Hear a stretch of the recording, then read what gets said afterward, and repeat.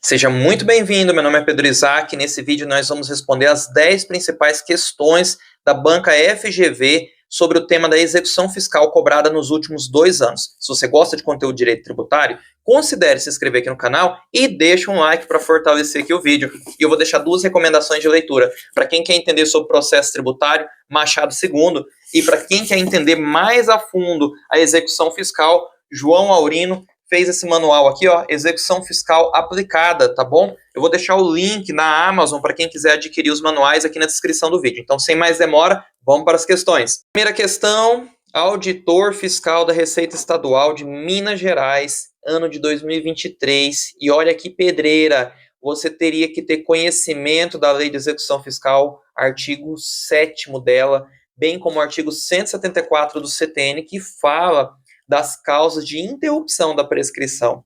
E aqui a gente já começa assim, nas execuções fiscais, à luz da Lei 6830, ou seja, a Lei de Execução Fiscal, o despacho inicial do juiz não importa em ordem para, e trocando em miúdos o que está errado aqui? Quando o juiz despacha, o que esse despacho não faz? O que ele não deve fazer? O que está errado? Citação. Essa aqui, a A está correta, o juiz, ele manda citar, mas ela não serve para nós temos que encontrar a alternativa errada. A citação é meio óbvia, né? Citar o sujeito passivo, a gente tem que imaginar o processo na nossa mente. Quando o juiz vai despachar, está ali começando o processo, o que ele deve fazer? Citar o executado, é básico. Interrupção da prescrição quando ordenada a situação, também está correto. A gente precisa entender que uma das causas de interrupção da prescrição no processo tributário é o despacho que ordena a citação. E às vezes a banca vai cobrar assim, a prescrição, ela se tem por interrompida no momento da citação. E está errado quando fala isso. Por quê? A interrupção, ela se interrompe no despacho. O juiz despachou, ordenando a citação, naquele ato, interrompeu-se a prescrição dentro do processo de execução fiscal. Goste ou não, é assim, pronto. Você só deve saber como responder. Agora, se amanhã ou depois você vai discutir se isso é certo ou não, se deveria citar o executado para interromper a prescrição, retornar isso, a data da propositura da ação fiscal, tentar ir uma fórmula mirabolante meio civilista, aqui no processo de execução fiscal é irrelevante, tá? Funciona de maneira autônoma. Alternativa C, arresto, se o executado não tiver domicílio, deve se ocultar. Aqui também uma alternativa bem polêmica, porque o arresto é uma medida bastante excepcional. O que nós temos normalmente, determinada a suspensão do feito por 1 ano e depois arquivado, se não encontrar o executado, durante o prazo de 5 anos, e aí ali onde vai ocorrer a famosa prescrição intercorrente, que vai ser tema de outro vídeo. Mas aqui, ele está falando de uma medida excepcional que pode ser usada. Se caso não encontrar o executado, pode ser determinado o arresto, ainda mais se tiver bens o nome. O fisco não vai perder a chance de tentar fazer o arresto, de tentar pegar o dinheiro dentro da conta do executado. Então a alternativa C também está correta, ela não serve para nós, ele está perguntando aqui o que está errado. E a alternativa D, a penhora, se não for paga a dívida nem garantida a execução por meio de depósito, fiança ou seguro-garantia. Vamos lembrar que seguro-garantia é mais novo, tá? Antes não tinha uma regulação bem específica, agora você pode utilizar de seguro-garantia para garantir a dívida. Mas a penhora aqui, nesse sentido, é aquele executado que foi citado, abriu-se o prazo de 5 dias, grava, não são 3 dias, são 5 dias, para que ele ou pague a dívida, ou garanta o valor dessa dívida para poder embargar a execução. Ele vai fazer uma peça autônoma embargando. E aqui ele está dizendo o seguinte, olha, pode proceder a penhora se não for paga a dívida, ele foi citado, está tudo certo, ele não pagou a dívida, ele não garantiu, pode o juiz nesse despacho mandar penhorar? Pode. Pode como deve mandar penhorar. Seguindo, e alternativa E, registro da penhora ou do arresto, até aqui está ok, o despacho também manda isso, com obrigação de pagamento de custas ou outras despesas. Gente, vamos dar uma olhada aqui no artigo 7º da Lei de Execução Fiscal para você entender o porquê que essa questão está errada. Artigo 7º, inciso 4º, registro da penhora ou arresto. Ok, nós lemos isso. Independentemente do pagamento de custas ou outras despesas, observado o disposto no artigo 14. Nesse caso aqui, esse registro de penhora ou arresto é independente do pagamento de custas ou outras despesas por parte do exequente. Então, essa questão, ela peca aonde ela diz que é obrigado a fazer esse pagamento. Então, a nossa alternativa errada é a alternativa E, respondeu. Vamos passar para a próxima. Agora vamos para uma questão pedreira, que você tem que conhecer muito o perfil da banca, que é o fino do fino. Analista do Tribunal Regional Federal da Primeira Região, prova aplicada em 2024, ano passado. O negócio foi, tá quentinho isso daqui, saiu do forno. E aqui é a FGV, ela quer saber se você acompanhou as mudanças de entendimento do STJ dentro da sua primeira turma de Direito Público, e entende do informativo 650. Vamos lá. Henrique foi citado em execução fiscal movida pela Procuradoria-Geral da Fazenda Nacional, referente a débitos de imposto de renda, contribuição social sobre lucro líquido e contribuições previdenciárias na ordem de 4 milhões. Tais débitos não teriam sido recolhidos por Henrique, na qualidade de sócio administrador da Plásticos Bonitos S.A., aos cofres públicos federais. No prazo legal, Henrique ofertou embargos à execução fiscal, pugnando pela dispensa de garantia do juízo para fins de sua admissibilidade, por não possuir recurso financeiro para tanto, ante o elevado valor do débito. O que aconteceu? O sujeito passivo foi citado, e aí ele oferta embargos à execução. Só que aqui a gente não tem um registro nessa questão de que foi feito a penhora, porque a penhora, a partir do momento do auto de notificação e da penhora, já estaria correndo o prazo, né, de 30 dias para embargar. Também não foi dito que foi garantida a execução nos termos da lei de execução fiscal para que pudesse embargar. Ele só disse que o sujeito passivo, no prazo, ele embargou. E a gente sempre fica na cabeça, o prazo só abre quando você garante a execução, seja por penhora, ou seja, através das outras hipóteses previstas na lei de execução fiscal. Mas tudo bem, a banca falou, segue o baile, você deveria conhecer a jurisprudência do STJ nesse sentido. Em tal caso, levando em conta as disposições da lei de execução fiscal e a jurisprudência do Superior Tribunal de Justiça, é correto afirmar que A. O pedido deverá ser indeferido, pois a oferta de garantia é requisito específico de admissibilidade dos embargos da execução fiscal que não poderá ser dispensado. Gente, se fosse outra banca, se fosse uma outra situação, eu diria que essa questão A estaria completamente correta. É exatamente isso que diz a lei de execução fiscal, e tanto é que a jurisprudência de diversos tribunais pátrios, ela tem sido construída no sentido de que você não tem condição de garantir a dívida, não tem patrimônio para ser expropriado. O que acontece é a suspensão do processo pelo prazo de 1 ano, que também é jurisprudência do STJ, e depois dessa suspensão, continuando a existir a situação de que não possui patrimônio para garantir essa dívida, ou para ser expropriado, aí arquiva-se os autos do processo e começa a correr o prazo de prescrição intercorrente. Mas aqui a alternativa ela estaria correta, se a gente levar em consideração esse entendimento, mas não é isso que a FGV queria. O pedido poderá ser deferido pelo juízo, conforme admitido pelo Superior Tribunal de Justiça, desde que Henrique demonstre também ser beneficiário de gratuidade de justiça. Essa alternativa B é de uma discussão anterior que embasou o atual entendimento dessa primeira turma do STJ, de que o entendimento anterior, ele falava o seguinte, foram opostos embargos à execução sob o fundamento do devedor ele ser beneficiário da gratuidade da justiça. Logo, ele não teria que pagar custas ou garantir o juízo da execução para poder se defender dessa execução. Porém, o que estava firmado de entendimento era de que isso é uma lei geral, isso é um princípio geral, trazido tanto pela lei que dá gratuidade da justiça, quanto pelo Código de Processo Civil, que traz artigo homólogo. Então, isso seria uma regra geral, e ela estaria afetada pelo princípio da especificidade, onde a lei de execução fiscal ela está sendo específica ao tratar da questão. E logo, o beneficiário de gratuidade da justiça não teria o direito de se defender por meio de embargos somente porque é pobre, porque é beneficiário, né? E está sobre uma condição econômica ali vulnerável, até mesmo para poder arcar com custas mais básicas processuais. Então é disso aqui que está se tratando a alternativa B. Ela também sai correta. Alternativa C. O juiz poderá deferir o pedido diante do alto valor da dívida exequenda, comprovada a impossibilidade econômica de oferta de garantia por Henrique, a banca considerou essa questão C como correta. E aqui a gente vai avançar e já nós vamos retornar nela.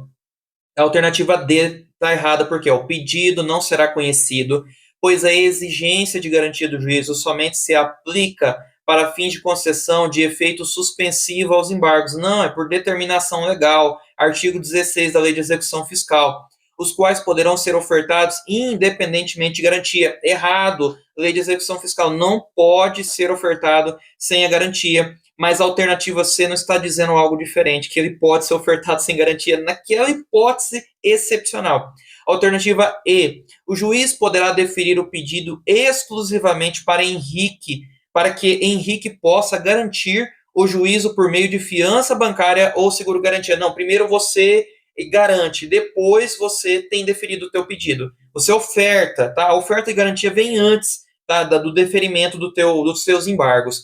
Vamos lá. Alternativa C, informação jurisprudencial aqui, de número 650 do STJ.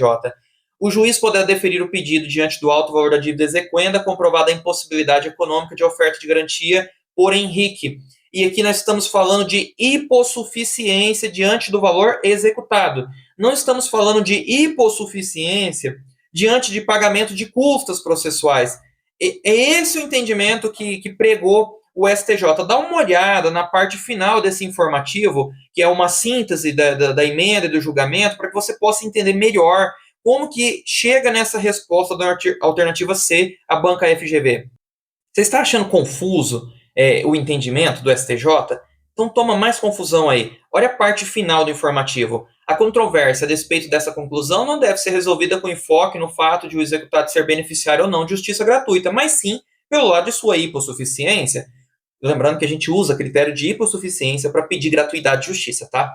Pois, se adotar tese contrária, chegar-se à hipótese como bem delineado no repetitivo citado anteriormente, aquele que tratou da hipossuficiência, que era o entendimento anterior do STJ, de que hipossuficiência por si só, o fato da pessoa ser beneficiária da gratuidade de justiça não dava direito a ofertar embargos, bem como delineado no repetitivo citado anteriormente, que tal implicaria em garantir o direito de defesa ao rico, que dispõe de patrimônio suficiente para segurar o juízo e negar direito de defesa ao pobre.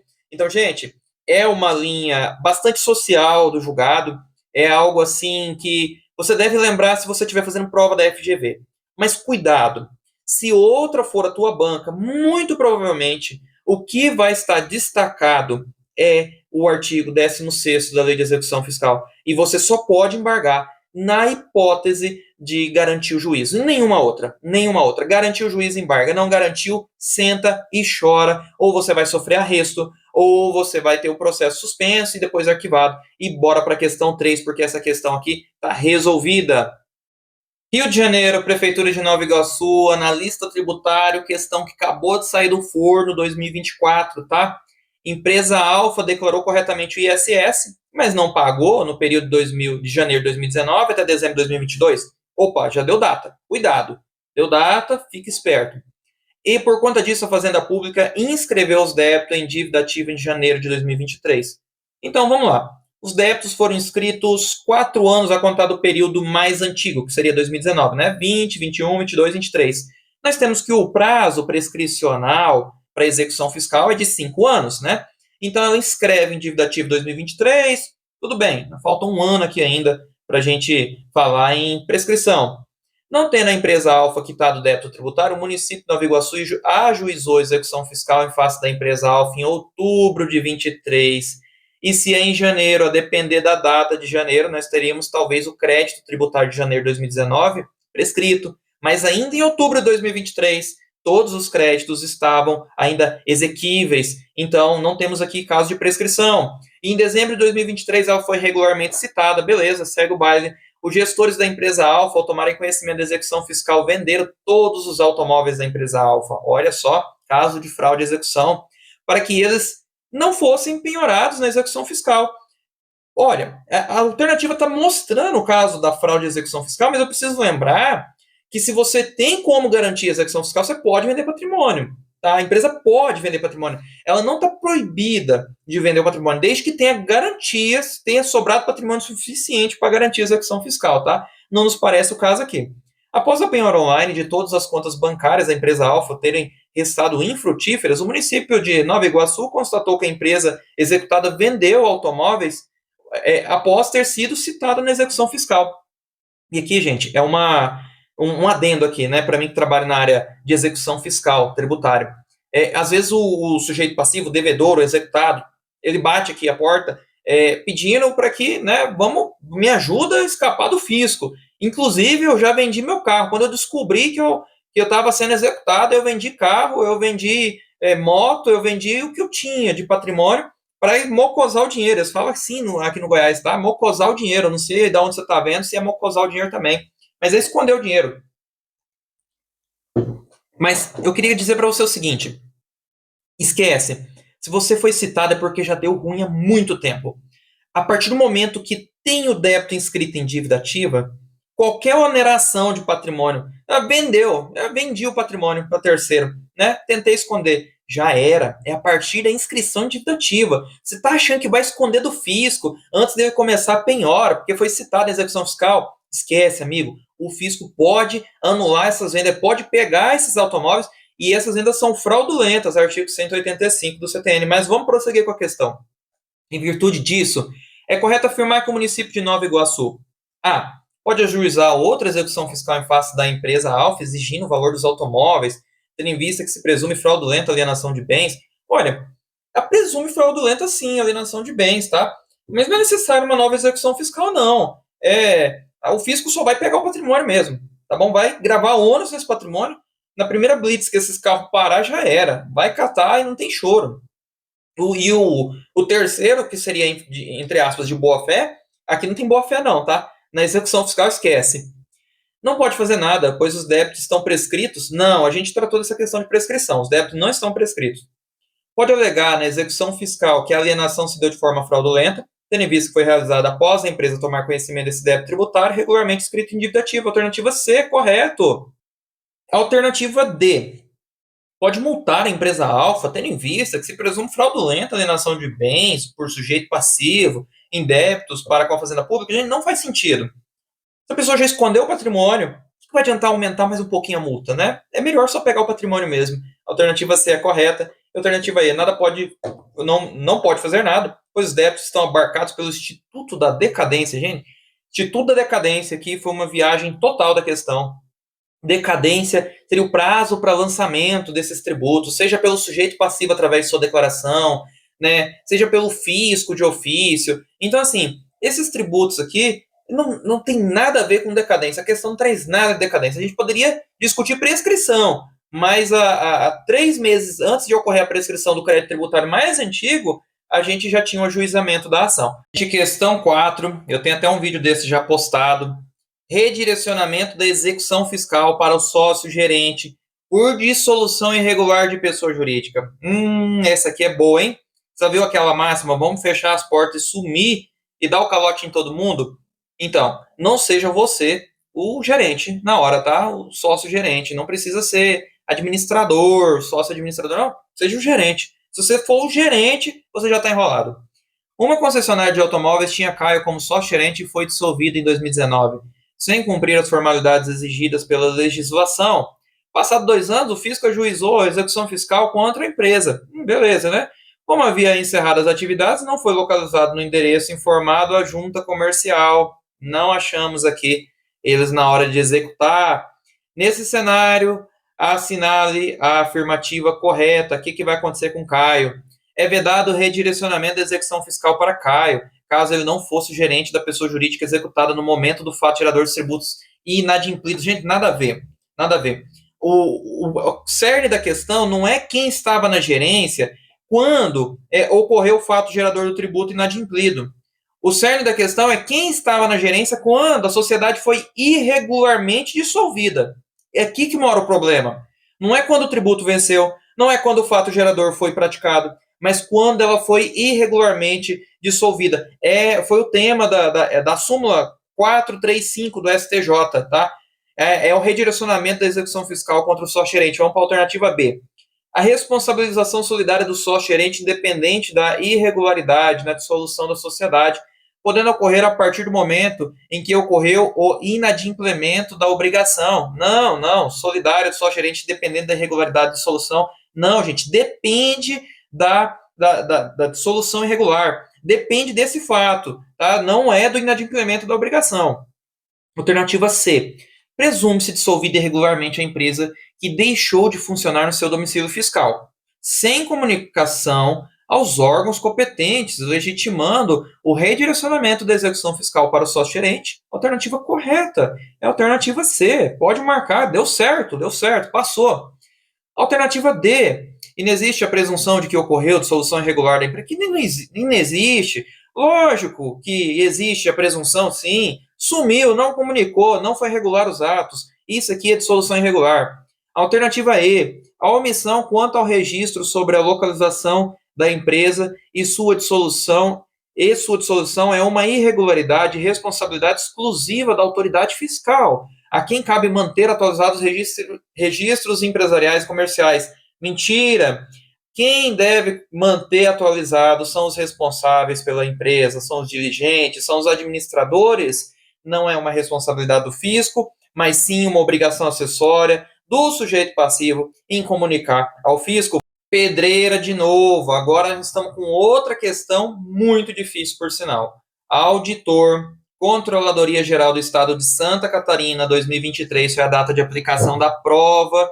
E aqui, tema 1012, STJ caiu. Em determinada execução fiscal, antes da citação do devedor, a Fazenda celebrou o acordo de parcelamento da dívida. Vamos lembrar aqui, dentro das causas suspensivas do crédito tributário, o parcelamento é uma delas, né? Suspende a exigibilidade. Beleza, parcelamento. Tranquilo, isso todo mundo sabe. Entretanto, já havia obtido medida cautelar de arresto parcial do valor devido, via cisbajude, e aqui a gente vai enfrentar a pedreira. Foi dada medida cautelar via cisbajude, e agora, já que suspendeu, o que eu faço com os valores que foram passados a mão ali na conta rapidamente através do arresto? Nesta hipótese, alternativa A, a liberação da constrição sobre a conta bancária do devedor em virtude do acordo firmado. E aí, vai ficar livre os valores agora que firmou o acordo? Alternativa B, o acordo firmado retira a certeza da certidão de dívida ativa e sua liquidez. Certeza, gente, isso aqui é absurdo. A certeza e liquidez da certidão de dívida ativa, que é o título pelo qual você consegue fazer uma execução, ela não está fundada se está suspenso através de parcelamento ou não. Isso não é a causa que retira a certeza e liquidez dela. Você retira uma exigibilidade do crédito tributário, mas certeza e liquidez ela se dá através de requisitos disposto em lei, identificação do sujeito passivo, fundamentação, qual foi o fato gerador que foi praticado. Então, assim, o devido processo administrativo da constituição dessa CDA.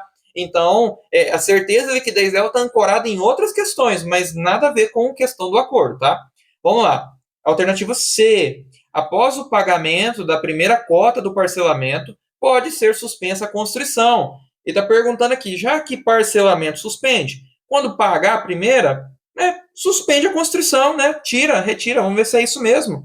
E a alternativa D, que nós temos também, a constrição realizada via cisbajude deve ser mantida para o caso de descumprimento do acordo. Ou seja, olha, vamos fazer o acordo aqui, ó. Você quer parcelar, vai suspender a exigibilidade, beleza, mas eu vou ficar com o teu dinheiro que eu já peguei.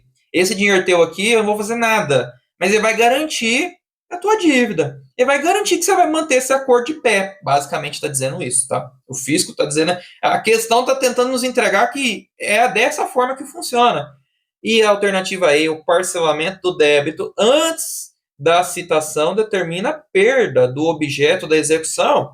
Gente, o objeto da execução é o título executivo judicial regularmente constituído para cobrar determinada dívida. A forma de cobrança, né? Então, o objeto está ali na cobrança, o recebimento daquele dinheiro. E assim, o parcelamento antes da citação, ele não determina a perda desse objeto da execução. Se nós estivéssemos falando antes da propositura da ação de execução, nós tivéssemos o parcelamento como causa de suspensiva da exigibilidade do crédito tributário, de fato, não teríamos como avançar com a execução fiscal. Haveria, de fato, uma perda do objeto. Mas não é o caso daqui que está citando. Aqui a execução já começou, independente do sujeito passivo ser citado. Qual que é a alternativa correta, segundo o tema 1012 do STJ? É a alternativa D de dado. Sim, o patrimônio vai ficar lá seguro para garantir a dívida. Tema 1012 STJ, bloqueio de ativo financeiro do executado via sistema Bacen-Jude em caso de concessão de parcelamento fiscal. Vamos entender como que funciona? Será levantado o bloqueio se a concessão for anterior à constrição. Ou seja, se houve ali o parcelamento, suspendeu a exigibilidade anterior à constrição, beleza, né? Mesmo que haja depois um arresto indevido, você pode pegar o dinheiro para trás, você pode suspender essa questão do arresto. Mas fica mantido o bloqueio se a concessão ocorre em momento posterior à constrição. E aqui nós temos uma ressalva, que é na hipótese da possibilidade excepcional de substituição dessa penhora aí por fiança bancária ou seguro-garantia, mas vai ter que comprovar, no caso concreto, assim, de maneira irrefutável, como está escrito, que realmente o princípio da menor onerosidade vai imperar aqui, ou seja, tem que ser a medida menos gravosa, mas que guarda proporcionalidade também, com o objetivo da execução fiscal, que é do fisco receber o dinheiro. Então, se é possível, comprovando a situação do sujeito pacífico, que o dinheiro era essencial, vai ser menos oneroso, né? Aquilo era necessário para ele, cada caso concreto o juiz vai julgar. Então, essa é a ressalva, né, de substituição desse arresto por outro meio de garantia. E, olha, eu achei aqui em letras garrafais, parcelamento não retira penhora, tá? Se você vê uma questão falando que parcelamento retira penhora, esquece. O parcelamento ele não retira penhora. Vamos para a próxima questão. Vamos lá, uma questãozinha agora mais fácil. É a Ordem dos Advogados do Brasil, exame 2023. Nós temos aqui um sujeito passivo que devia 100 mil, ele foi citado regularmente para pagar, ele não pagou, não ofereceu garantia, passou ali o Cisbajude, conseguiu pegar o dinheiro na conta dele, e aí fala assim a questão: João, por seu advogado, pretende oferecer em sua defesa os embargos do devedor dentro do prazo legal. Para tal, ele terá 30 dias para oferecer embargos do devedor, contados, aí da alternativa A, da sua citação para oferecer os embargos do devedor.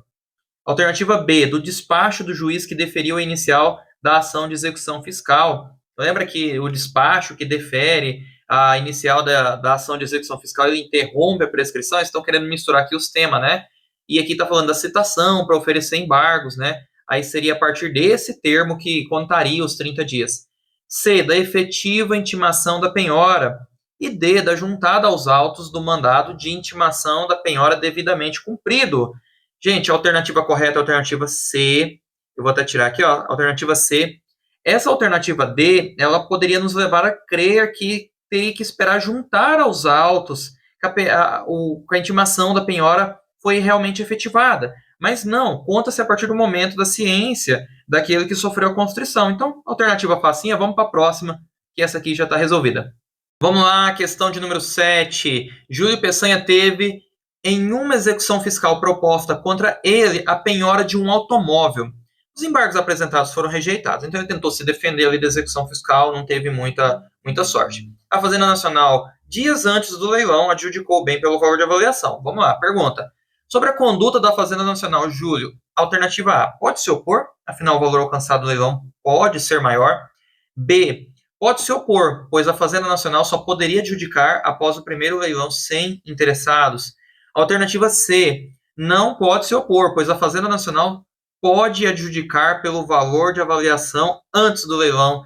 E essa alternativa C está correta, diante do artigo 24, inciso 1º da Lei de Execução Fiscal. É exatamente a previsão que temos na lei. Vamos para o próximo. João e José receberam um imóvel residencial situado no município Alfa por herança de seus pais. Em janeiro de 2017, com autorização de José, que é menor de idade, seu irmão e tutor João, maior de idade, assina como único locador um contrato de aluguel do referido imóvel com Joaquim, com prazo determinado de 3 anos, constando cláusula expressa de que o locatário será o único responsável pelo pagamento de todos os impostos e taxas do imóvel locado, exonerando o locador de tal obrigação. Em dezembro de 2021, João e José são surpreendidos com uma ação de execução fiscal movida em face de ambos pelo município Alfa para a cobrança de IPTU do imóvel locado referente a todo o exercício fiscal 2018. Gente, começa muito bem a situação. Olha que didática. Nós estamos falando que celebrar um contrato particular, o irmão mais velho diz o seguinte, olha, com autorização do irmão mais novo, só eu sou responsável por esse contrato, só meu nome vai estar aqui. E nós vamos colocar uma cláusula. Você, locatário, você está alugando de mim, você vai pagar o tributo, você vai pagar as taxas, você vai pagar os impostos que serão lançados decorrente desse imóvel. E o locatário fala, tudo bem, eu concordo contigo, eu vou pagar, e põe em contrato e assina. Depois de algum tempo, acontece o quê? Execução fiscal em face tanto do menor quanto do irmão dele, maior de idade, que figurava no contrato. E aí nós temos aqui, diante dessa situação, à luz do Código Tributário Nacional, a ação de execução fiscal alternativa A somente poderia ter sido ajuizada em face de Joaquim, único devedor de IPTU, conforme cláusula expressa contratual. É isso mesmo? O que vocês acham? B, somente poderia ter sido ajuizada em face de João, único que figurou no contrato como locador e dotado de capacidade tributária e processual, ou seja, ele é maior de idade, ele está com o nome no contrato, ele é o responsável, né? Ele também é proprietário do imóvel, então deveria só contra ele, o dono, mas é apenas um dos donos, porque o outro não teria capacidade tributária, processual, enfim. É isso que a questão está querendo argumentar. Alternativa C já diz o seguinte, foi corretamente ajuizado, uma vez que João e José respondem pelo tributo devido, ainda que esse último seja menor de idade. Então, a administração, tô nem aí, pro Código Tributário Nacional, eu não tô nem aí se é menor de idade, e o que foi, e se tem contrato, e se não tem, problema de vocês. A ação foi ajuizada corretamente. E a alternativa D não podia ter sido ajuizada por já estar o crédito tributário prescrito, e aqui a gente tem que prestar atenção e fazer a contagem. Nós estamos falando de créditos referente ao exercício fiscal de 2018, né? Então, 2018, quando que foi ajuizada a execução fiscal? 2021, tá? Então, nós vamos falar aqui, 18, 19, 20, 21, 3 anos, ainda não ocorreu a prescrição. Qual, então, que é a alternativa correta? A alternativa C foi corretamente ajuizada, uma vez que João José responde pelo tributo devido, ainda que esse último seja menor de idade. Agora vamos para a parte didática da coisa, vamos ver o porquê que essa é a alternativa correta. Primeiro de tudo, o artigo 32 do Código Tributário Nacional. Qual que é o fato gerador do IPTU? O fato gerador é ser proprietário naquele ano, naquele exercício. Então, assim, você é proprietário, 1º de janeiro, proprietário, beleza, praticou o fato gerador. Logo, quem que são os proprietários no momento? Os dois irmãos. Os dois irmãos, o maior e o menor de idade. Vamos avançar um pouquinho mais no raciocínio. Súmula 614 e entender o porquê que o locatário não possuiria legitimidade para arcar com esse IPTU. Súmula 614. O locatário não possui legitimidade ativa para discutir relação jurídico-tributária de IPTU e das taxas referentes ao imóvel alugado, nem para repetir em débito desses tributos. O que quer dizer? Pedro, então não pode cobrar do locatário IPTU? Eu posso colocar no contrato, mas eu sequer posso receber? Não. Nós estamos falando de relação jurídico-tributária. Ele com o fisco, não tem nada. O fisco vai cobrar de quem é dono. Agora você depois, via reparação civil, você pode exigir do locatário. Não tem problema nenhum. Mas perante o fisco não quer saber. É problema de vocês. Vocês se resolvam na esfera civil. Vá litigar, vá caçar o direito de vocês. Mas eu quero o meu tributo e eu vou cobrar de vocês que são donos. O artigo 123 do CTN também traz mais um reforço disso, que as convenções particulares relativa à responsabilidade de pagamento pouco importa para a fazenda pública. E o artigo 124 ele responde à questão da solidariedade, e o 126, se o menor de idade ele pode ser tido como alguém responsável por tributo. E aqui são solidariamente obrigadas as pessoas que têm interesse em comum, ou seja, os dois têm interesse comum no imóvel. E o artigo 126, a capacidade tributária passiva independe da capacidade civil das pessoas naturais, em seu inciso primeiro. Então, tanto faz. Ele poderia ser maior, menor, idoso, ele poderia não estar mais respondendo, ele poderia estar interditado, praticou o fato gerador, tem que pagar tributo e ponto final, a menos que tenha uma causa aí, por exemplo, de imunidade. Mas o fato gerador praticado, mesmo não tendo capacidade civil, ele vai responder também. E vamos para a próxima questão. Mais uma questão referente a leilão e a penúltima das 10 questões mais importantes de execução fiscal da FGV dos últimos 2 anos. O município do estado de Goiás resolve, numa execução fiscal cobrada por dívidas de IPTU, adjudicar o bem penhorado do devedor para a urbanização da área onde ele está situado. considerando que o preço da avaliação, preço da avaliação do imóvel, é mais elevado do que os créditos da prefeitura, tal adjudicação, alternativa A, não será possível, sendo necessária a desapropriação do bem. B, será possível após o leilão, se a melhor das ofertas se equiparar aos créditos do município. C, será possível se o município depositar a diferença por ordem do juízo da execução. E a alternativa D, não será possível, devendo buscar outro bem do devedor. Temos ainda a alternativa E, só seria possível no caso de equivalência dos valores da avaliação e dos créditos do município. E aí, qual a alternativa? Gente, a alternativa certa é a alternativa C, de casa. Pode marcar. Justificativa, artigo 24, parágrafo único. A Fazenda Pública poderá adjudicar os bens penhorados. Parágrafo único. Se o preço da avaliação ou valor da melhor oferta for superior aos dos créditos da Fazenda Pública, a adjudicação somente será deferida pelo juiz se a diferença for depositada pela exequente a ordem do juízo no prazo de 30 dias. Bora para a última questão. Questão 10, eu não vou nem perguntar o que é, você vai ter que aprender o rol do artigo 11º da Lei de Execução Fiscal. Nós vamos fechar agora com chave de ouro. Frederico está sendo executado numa execução fiscal proposta pelo Estado Alfa, em decorrência de débitos referente ao não pagamento de imposto. Poderia ser qualquer débito referente a qualquer coisa. O rol é taxativo, nós devemos seguir o rol, a lista de preferência do que cobrar primeiro. Então, o que é prioridade? Quanto a essa penhora, vamos dar uma olhada no rol do artigo 11 e entender o porquê que a alternativa correta aqui é a letra E, e a gente já volta nela. Bom, artigo 11, a penhora ou arresto de bens obedecerá à seguinte ordem: dinheiro, título da dívida pública, bem como título de crédito que tem a cotação em bolsa. Gente, não confunda a palavra bolsa com ações. Vocês vão ver, ações estão lá no último, é o 8º item.